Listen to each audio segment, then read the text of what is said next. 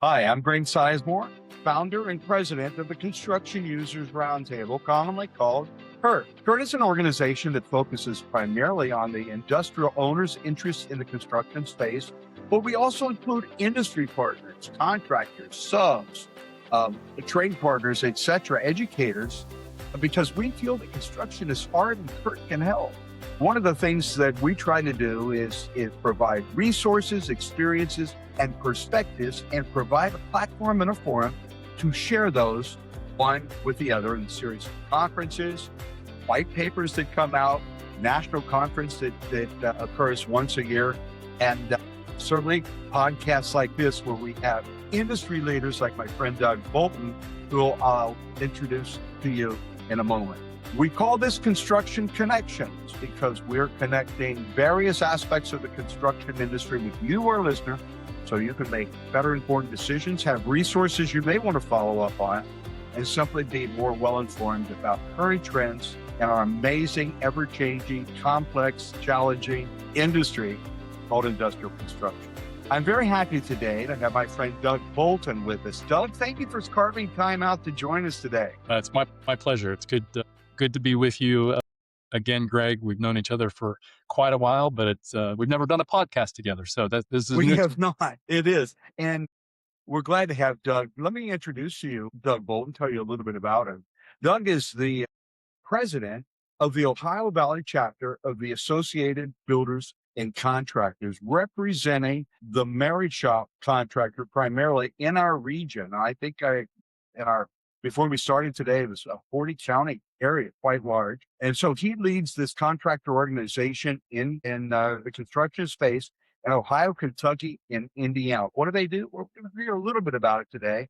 But from what I know about our friends at ABC, workforce development, industry advocacy, safety, and business growth are some of their key metric items. Prior to joining ABC, Doug built a very distinguished career in journalism and business media, economic development. So those experiences have given him quite a unique perspective at the intersection of business leadership and workforce challenges in the construction industry. Economic growth, again, public policy are all what he keeps his finger on the pulse of. And he's also, because of his communication background, able to communicate rather complex issues to the various stakeholders in our business, including today with the owners. He is a leading voice in the regional construction industry and is focusing on workforce shortages, talent solutions, industry perceptions, another one, and the critical role that construction plays in sustaining and supporting economic growth in our region. You can't go anywhere in our tri-state area and not see housing booms, industrial projects, heavy and highway work. It's everywhere, and it really feeds our economy in a unique and powerful way. On today's episode, Doug's going to join us to discuss his leadership philosophy, what he feels the future of construction may hold opportunities that are fresh to the eyes, brings to our business, and wherever the conversation may take us. So, Doug, again, thank you so much for being a part today. Thank you for taking the time and being so patient in our pre-production conversation.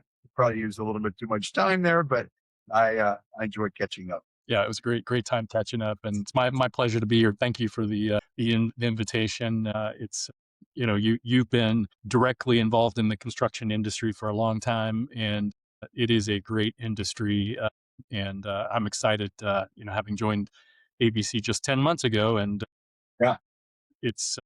but it's not a foreign concept to me for sure from my vantage point from the Oh, position. yeah.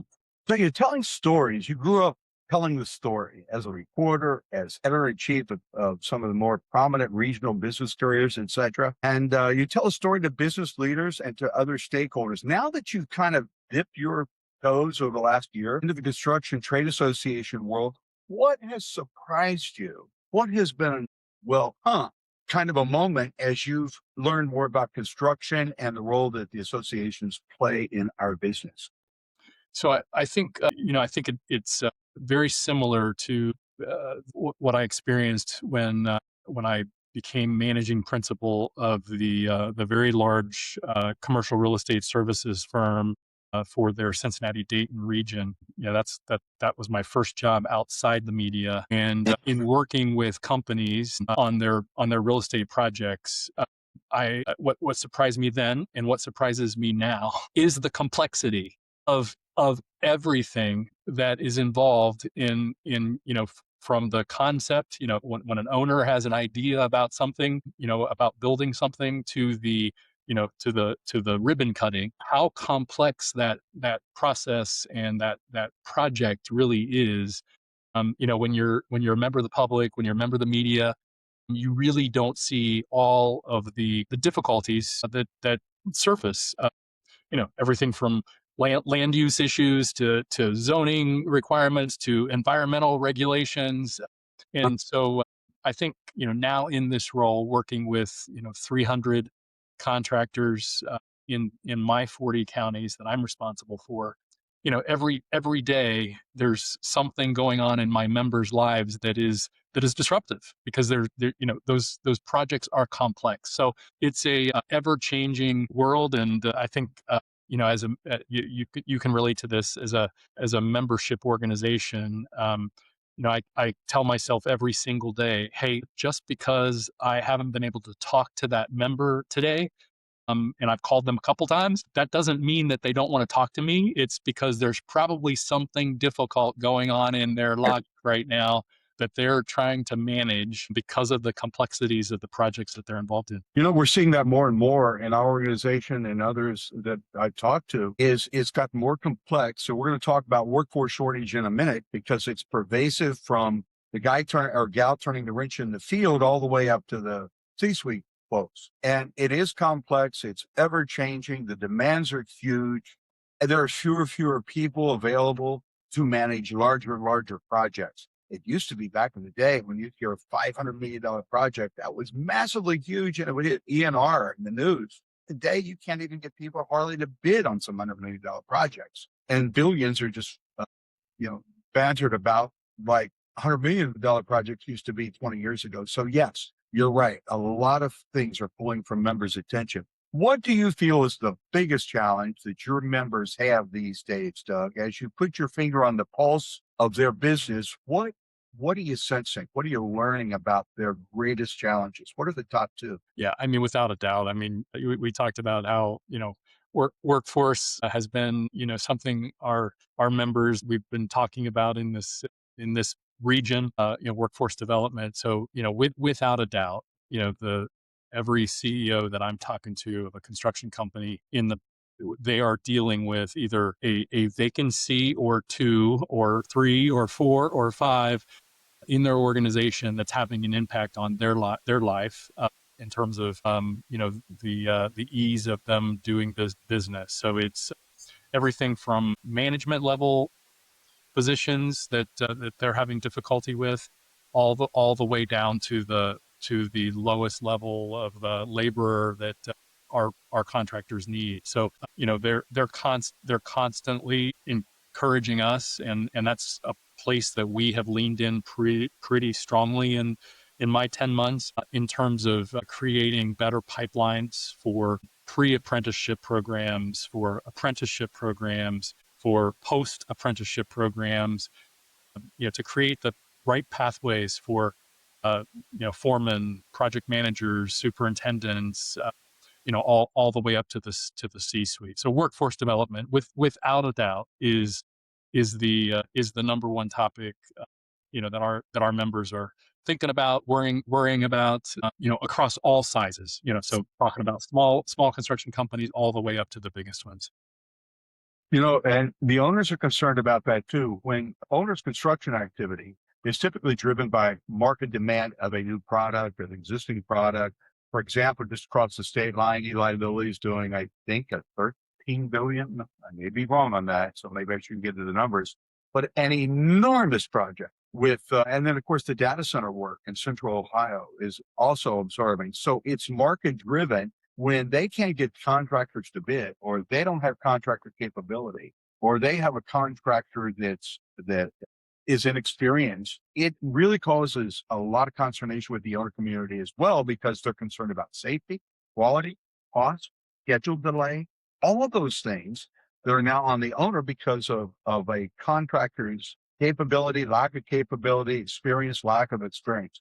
What is the ABC organization doing to address primarily skilled trades shortages in this region? What are some of your programs that you'd like to promote? Yeah. So as your listeners, viewers, you probably know, ABC is a very established national organization, 67 chapters across the country. Essentially, every state except for one, Wyoming, has an ABC chapter in it.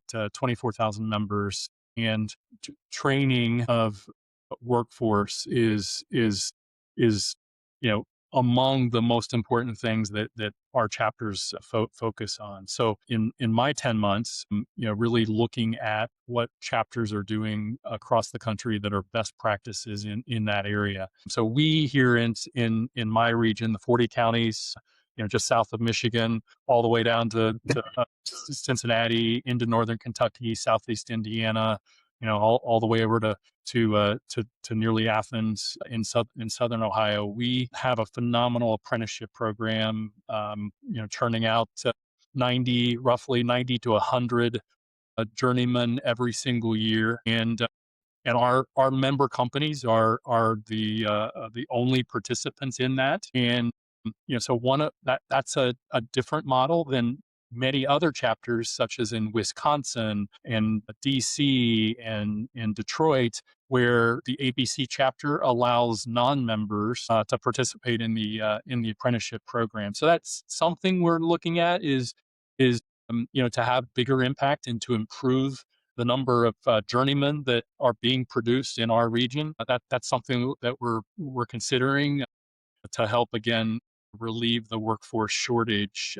The other thing that we're focused on is, so we need to, backtrack just a little bit. We need to produce, instead of 100 journeymen for our members every single year, we need to be producing 3 times that, if not more, to meet demand, like you said, in data centers, industrial construction, all the projects that are being considered in our territory, as well as throughout the rest of Ohio, Kentucky, Indiana. The other thing that I'm really excited about is our pre-apprenticeship. So and the timing could not be perfect to be in this role right now here at ABC, because the tide has turned. We probably wouldn't have ever considered anything for our children other than, you're going to go to college. That conversation is now different because of the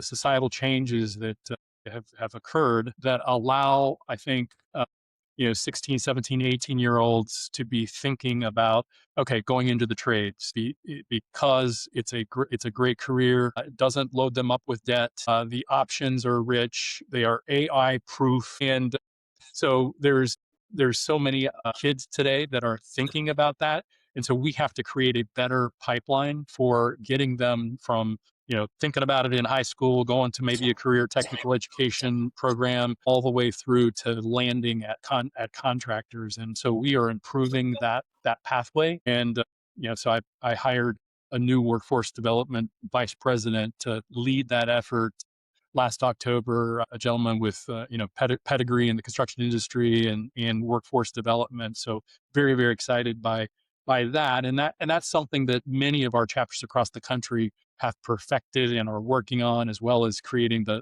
best pathways. So those 2 pieces are probably the biggest emphasis, but then the other pieces to it are the post journeyman, figuring out with the best partnerships, so going outside ABC land, the Builders Exchange organization up in Columbus has a great relationship with the Ohio State University Fisher College of Business. So I think, as maybe you mentioned in my bio, I believe strongly that partnerships really can help organizations, membership organizations in particular, thrive. We're built not to necessarily create our own thing. And so I look forward to developing partnerships with CURT, with other educational institutions, to help us really bridge this workforce gap. 400,000 shortage of construction workers in our nation. right now as the folks with gray hair like me who've been, working for 30 years are saying, okay, I've had enough. I'm leaving the workforce, and we don't Yeah. have enough people coming in behind them. No, that is so true. And the other challenge that I'd like to talk to you about for a minute is at the University of Cincinnati, Maureen Schumacher and Jill Flood did a study. They're the co-op coordinators for CM programs and the CE co-op programs. CM stands for construction management, of course. CE is civil engineers, and they place these students in jobs around the country, frankly. And many years ago, with one of our consulting groups, we did a little study, and the female participation in the construction industry was somewhere between 11 and 14%. Our CURT National Conference in February, that same consulting group gave the latest report. It's still 11 to 14%. I've got 100 students in my class, construction managers, CEs, graduating fifth-year seniors, 100. There were 14 women in there. So again, it's a challenge to attract 50% of the demographic. We can't do it without our females, our ladies. Has there been any consideration given to what could be done to make our business more attractive to females who have a unique responsibility in our society? Of course, there's children. A lot of times there's aging parents, doctor's appointments, babysitting challenges, daycare challenges. I don't want to be stereotypical. Men have those as well, but women have a lion's share of those responsibilities, especially married women or single mothers. Any idea on what we could do as an industry to begin to attract females into our business, both at the trades level and at the management level? Yeah, I think there's ABC's doing some research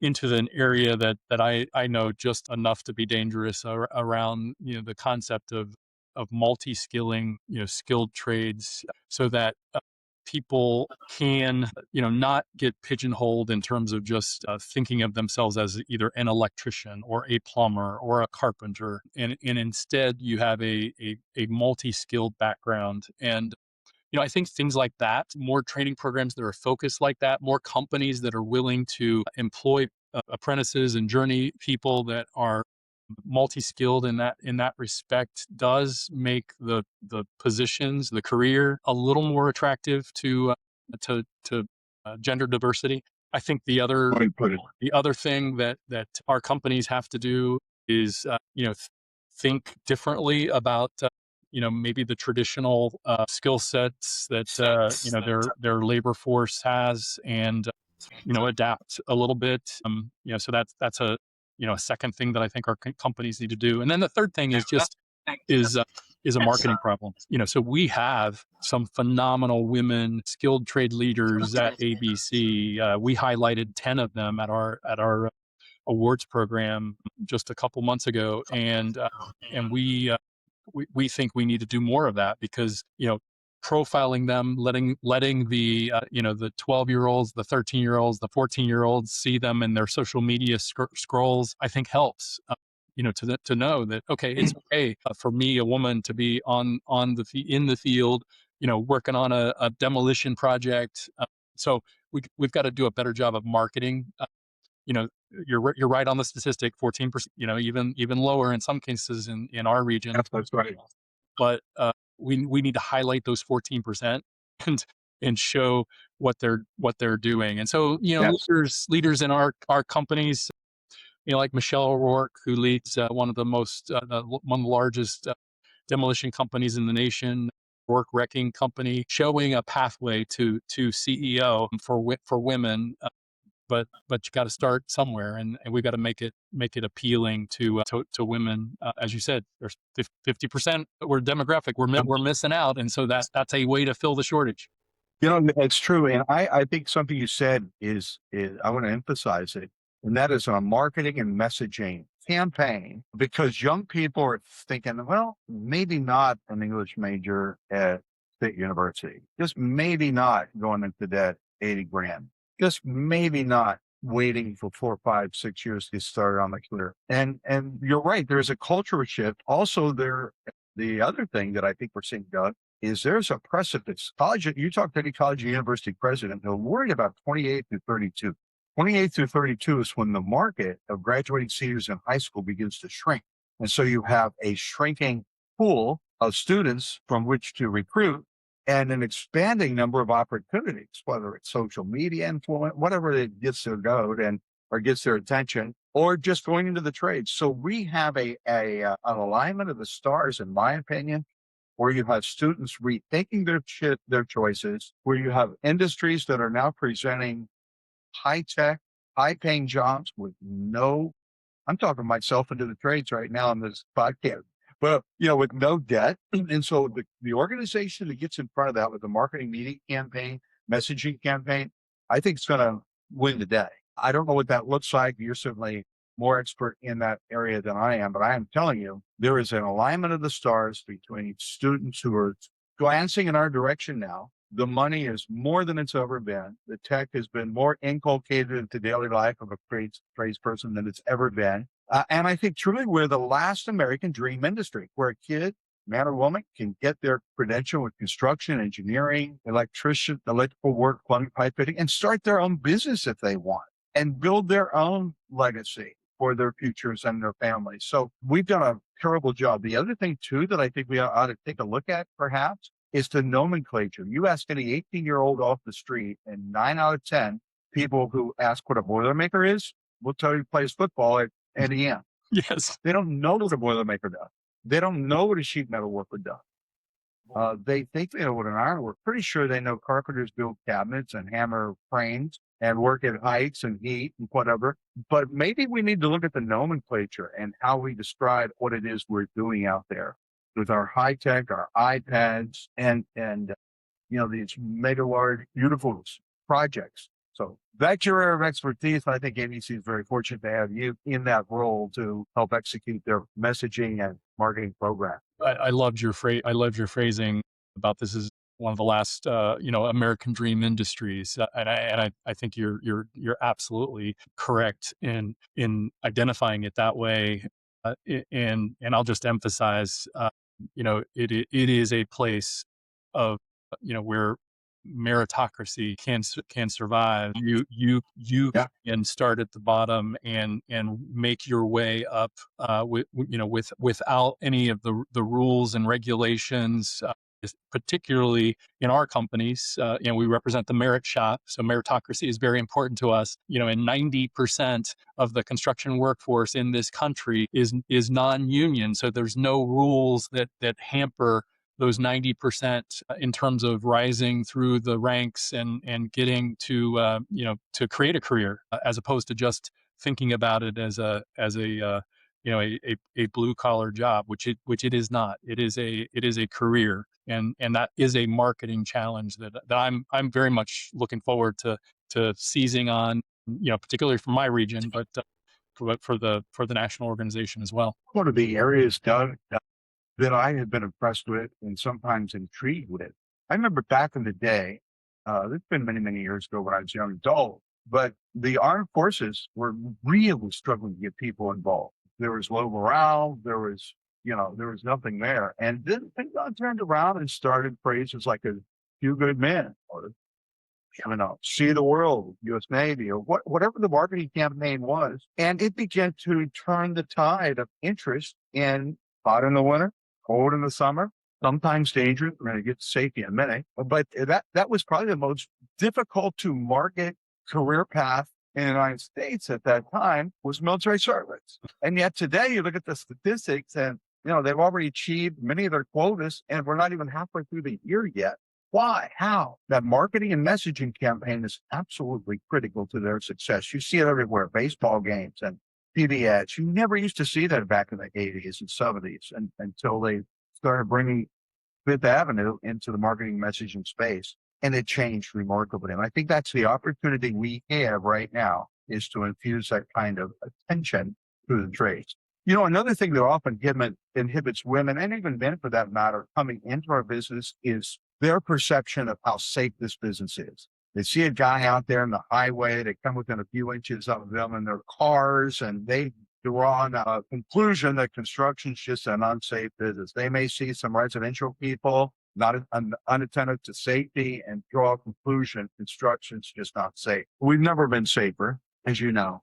Where can we improve on safety performance, and what initiatives has the Ohio Valley chapter undertaken in recent years to promote safety in the workforce? Yeah, so I'm glad you brought this up because safety is next to advocacy, advocating for free and open marketplace for our members to be able to compete for every piece of work and essentially help owners achieve the lowest cost possible through that merit based opportunities. Next to advocacy, safety is job number one for ABC. And you're right. Yes, our workplaces in general have never been safer. Deaths are declining. Reportable incidents are lower than they have. You can see the graph. And at ABC, our member companies, our 24,000 members, those safety incidents are about a quarter of what the general industry experiences. And so how are we doing that? It's through a pretty rigorous self-assessment process that we put our companies through. And that self-assessment essentially challenges our companies to essentially not only do things right, but keep doing things, because it's an annual assessment. So you can't just check a box and say, okay, I've done that, and then move on. You've got to keep a essentially the formula going in all areas of your safety. And I think that's where I think technology is that I'm probably most excited about. The opportunities that AI in technology can impact the construction industry is in the area of safety. And so what do I mean by that? There are companies that are using autonomous self-driving bulldozers right now, testing Yeah, to see amazing. what what that does. And so that kind of technology, the drone technologies, we need to find some American built drones to be to safeguard our national interests. But having drones operating all day every day on construction sites, being able to record, watch, and monitor, using the AI is a game changer for our work sites and our people. And that's in that regard, AI is not going to replace it may replace Right. the driver, but you got to have someone to be able to analyze the data and make sense of it. So it's not going to replace people. It's going to actually only make those people more productive and safer. So that's a long-winded answer, but those are some of the things. We have a construction technology users group, inside ABC that is really pushing our members to adopt, these technology practices and be made aware of them in a way that only a membership organization with the scale that we have would be able to do to help our member companies. Yeah, the Hensel Phelps, the Danuses, the Messers, in my region, they are all large enough to maybe have a chief technology officer, but the vast majority of our members can't afford that. So they need a membership organization like us to help them test those things, get exposed to them, and figure out how it can work in a day-to-day basis. That is so true. Is that construction technology users group, is that national or is that regional It's to? it's it's national. Yeah, it's national. Yeah. Yeah. Okay. Good. Good to know. Good to know. It's a nice little spot to plug what Kurt's doing with AI. So let me pause just a minute for our listeners and viewers. So several months ago, Kurt wanted to embrace in a meaningful way AI. And Kurt, most of our people don't refer to it as artificial intelligence. It's augmented intelligence. Doug hit on it a minute ago when he said the purpose is to keep humans, absolutely in control, but we're using augmented human intelligence for quicker decision making, more productivity improvements, and just to go faster, better, more reliably with AI. So we're trying to call it augmented intelligence instead of artificial intelligence. One of the things that Kurt has done is we've taken our body of knowledge over the last 5 years, not over the last 25 years, but 5 years, about 30,000 different elements, including PowerPoints, white papers, benchmarking surveys, presentations, panel discussions, our magazine articles, whatever it might be. And we've inculcated that into a tool called the CURT Solutions Portal. CSP.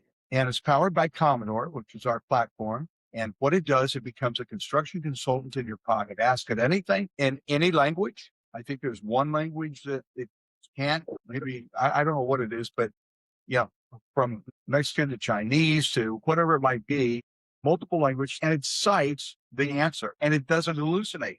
In other words, it doesn't make up stuff like ChatGPT does and cause consternation there. We've also included the entire OSHA regulations into the tool. And when it gives an answer that also cites an OSHA regulation on safety, for example, it'll cite that OSHA regulation. It's a marvelous tool. It's free to our CURT members. And we're going to talk to Doug offline with how it could help their organization as well. It's called CSP, CURT Solutions Portal. You can learn more about it by accessing our website at curt.org, CURT.org, very simple, or calling the office and speak to Greg Palmer, who can set you up with a demo of what that might look like for you. So, little plug for our AI highway experience. I'm really glad to hear that ABC, including the Ohio River Valley chapter, has embraced the construction technology as a part of the portfolio of offerings that you have to your members. This is wonderful. What changes are you seeing with what I will call YPs,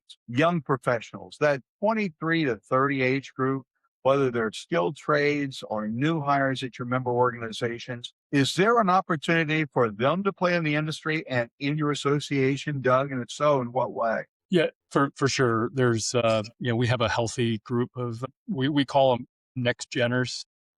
Next geners is another term. Yeah. And that organization inside our chapter has, been going strong for several years. And, it's primarily a way for them to connect socially across companies. So a lot of our companies, have good networks within their companies, but it's an opportunity for these folks to network across our companies. Mhm. One of the things that that's again, most of its emphasis has been on a social basis to help create those connections. Name of your podcast, and the ways that people need to connect in a post-COVID world, which is typically in person. And so I'm happy to see that initiative continue and thrive. We are planning to launch in 2027 what again, I'm a shameless stealer of great ideas from other chapters. Oh, yeah. And so the several of our chapters have what people probably might recognize and have heard, leadership programs that exist in every community across the country, mainly run by chambers. And so some of our chapters have essentially adopted that kind of format and created a leadership development program within their chapters for the young professionals. So Indiana is an example. They've been doing this program for 10 years. Essentially, they do a cohort of 30 to 40 every single year, typically during the school season. So from September to April, they get together with this cohort on a monthly basis and teach them, about the industry, the what's going on in the environment, what's happening in our world that's affecting construction companies. And so it's almost like a mini MBA, if you will, for the young professionals in my chapter. So I'm excited about taking that idea from some of the other chapters and implementing that for us, so that we have a cohort model. And I know I was a member of Leadership Cincinnati and many years ago, and I still am connected with the classmates in my cohort that I went through Leadership Cincinnati with. So it's an opportunity for us not only to create connections with people in our industry, but hopefully some stickiness that, hey, I love this industry. I love the people in it. And I know people from other companies, and I experienced, some learning and growing with them. So I'm hopeful it'll become a signature program for us for long into the future. Yeah, that sounds really exciting. Is that a certificate program? Do they achieve any? Have you thought about, collabing with Sinclair or somebody that where you offer a bona fide certificate on the program? Yeah, most of the chapters that have done this is it's not like a certificate, but I love that idea in terms of truly maybe adding some credentials to the cohort.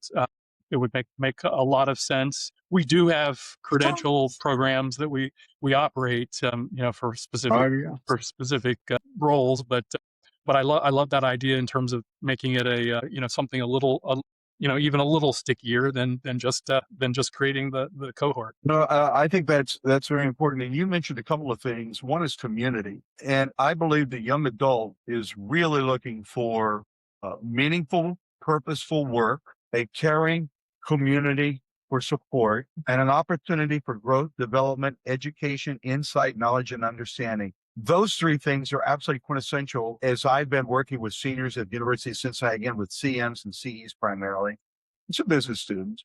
But they're looking for those three. That's universal. Can I get a caring community? Does it matter that I exist? Does the upstairs care? So the caring community, they want they want to be passionate about purposeful work.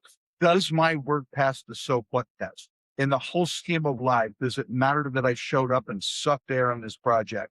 What does this project do for the greater good? What impact can I make for the greater good? And then the third thing, what kind of growth opportunities do I, sometimes the YPs get criticized for wanting to come in as a vice president right away. They've seen too many social influencers generating cash, and you can't believe about half that stuff that you hear, but they want a purposeful, meaningful growth with knowledge and understanding, insight, wisdom, etc. And if a company can provide that, if an association can give that to the YPs, you are golden, in my opinion. Now, again, my little thimble full of knowledge on this stuff, and it's all anecdotal from the university since my experiences, but I see it there with all of our grads, and I see it in the trades as well. And if that, again, comes back to your messaging and marketing thing, if that can be conveyed through the YPs, I'm telling you, you'll have them for life, and you'll have them coming to work glad to be there, in my opinion. What do you think about that? Yeah, I think all of those elements are needed in any kind of leadership development program. Yeah. And I think that companies, our contractor members, do a great job of in-house training, but that kind of model would really help them augment the things that they can do inside with mentors, being able to find mentors outside and mentors across companies. It's very, very important for leadership development, for personal development. Yes, I'm glad you mentioned that. For leadership development in their organization and for personal development, people, want to, especially young people, want to grow and learn like that. We talk about caring community, and one element of caring community that I think has a dark shadows impact, and it kind of goes to the safety programs. And what I'm about to share has gotten a lot of attention recently and has been addressed in some of the corporate safety programs, and that's the idea of mental wellness. For years, we just haven't addressed it. It's been a give me my way, get out of my way kind of mindset on the jobs. But with a lot of travelers, with men and women having to leave their homes and their kids and go to distant places to work at times, and all the cares of life, I heard an interesting, this is anecdotal, so it's third party, I have a substantiated claim, but somebody said the other day that about 1,400 people a year are injured physically in some way in our construction industry, but 5,000 take their life every year. And so that impacts productivity. It impacts, the teamwork on a project. When a man or woman of any age comes to work burdened by the cares of their life, and there's no outlet for that, there's no expression, there's no caring community for it, there's no access to professional help. June, and I don't know when the podcast will be deployed, but June is Men's Mental Health Awareness Month. And we are in a industry that's primarily men, 80% is conservative, as a conservative number. So I think the organizations can do a better job of creating opportunities for improved, we'll call it mental wellness. If you want to get raw about it, it's suicide prevention. And what have you seen in terms of embracing mental wellness as part of safety, improved safety performance? Yeah. It's one of the things that I've been very impressed with ABC. There's a training program that I've taken it. All chapters encourage us to offer it to all of our member companies. I've seen our staff, our safety staff here lead that training. It's called Vital Cog, VITALCOG. It's a nationally recognized, essentially mental health awareness program, and beyond that, proven program, um, uh, you know, uh, research based, and helping helping leaders like myself, but also even mainline frontline service line leaders be able to recognize behaviors that are indicative of someone who's lost their will to live. And I think there's essentially it's concentric circles around being able to say, okay, someone has lost. You can see whether they've lost their will to live. Do they have the ability to commit some kind of act? And then the final piece is what's their network like? And when you have an intersection of those three pieces, a missing network, their work is hard, they've lost their energy, their will, and then are there instruments available to them? Do they have the ability to do that? Not that you're going to ask someone, hey, would you ever harm yourself? But you would know whether or not that person has some capability to do it. When those three things combine, that's when someone in a leadership role or even a service line leader or even a frontline person should say, hey, I'm concerned about this person. So that's what that training does. It's been very honest by what ABC has in place, on top of making it a cornerstone of our safety work. To your point, mental health Okay. is just as important as the physical health of our workforce. Yeah, I'm glad to see that's emerged from the shadows to be talked about, discussed, addressed. Yeah, because aside from the moral and ethical position of do right, be right by men and women, fellow human beings, we need every single person.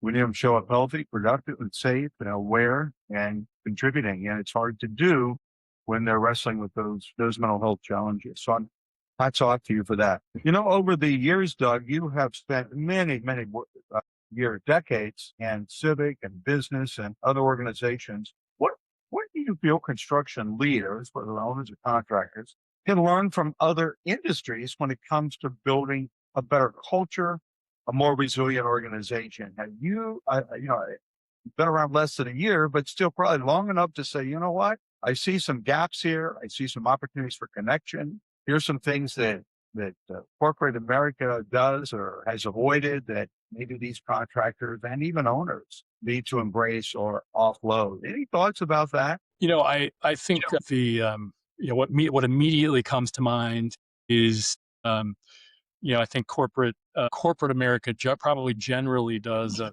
better job of thinking about long term, even medium term, even short term prospects for the business. And I think construction leaders in general become so focused on the pipeline, the backlog, that they maybe don't think necessarily about solving some of those longer term, even shorter term challenges, such as succession planning and thinking about leadership, thinking about hey, could my business be better off with an advisory board to help me think through the deep issues and things that are weighing on me as the owner of the business. So I think just getting my members, again, in my short time, perhaps a little more focused on some of those issues, and taking a page from some of the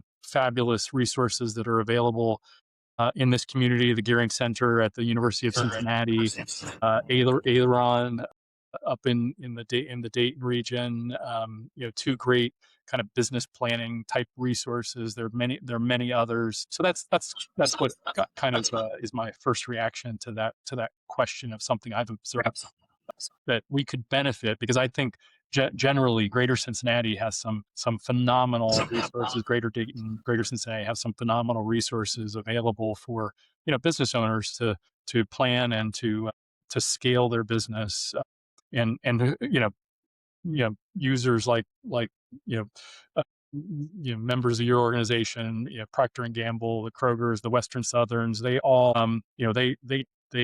they teach us in this community so much about how to do business that there's examples of things that we can do right here among our corporate leaders. Yeah, that's terrific. As we've been winding down our time together, Doug, what's one question perhaps that I haven't asked that you thought I would? Or is there a comment you'd like to make to our listeners that I haven't asked about? Yeah, you've been very thorough. So there's nothing that immediately comes to mind that you haven't asked. Other than just the what the economic climate is right now. That is something that as an association we keep our fingers on what's happening. Probably one of the best known trackers of how the construction industry is doing are the ABC backlog index. And Yeah. so at the beginning of the year it had dipped significantly, but all year long it has rebounded in terms of what our member companies are seeing. So I think we're walking into the end of 2026 and into 2027 feeling bullish about what's happening, notwithstanding all of the crisis that's going on in our world, from war to energy shocks to still nagging cost pressures and those kinds of things. So our members seem to be pretty bullish on the work that they're seeing and the work that's coming ahead, and I'm excited by that, feeling like we've got so much opportunity. Now, with opportunity obviously come challenges. The where's the workforce going to come from to be able to perform all this work is the major challenge sitting on our shoulders as leaders. Yeah, that's so true. And you've been so enlightening and so generous with your time, and forthcoming with your insights, perspectives, and experiences, like we said at the very beginning of our time together.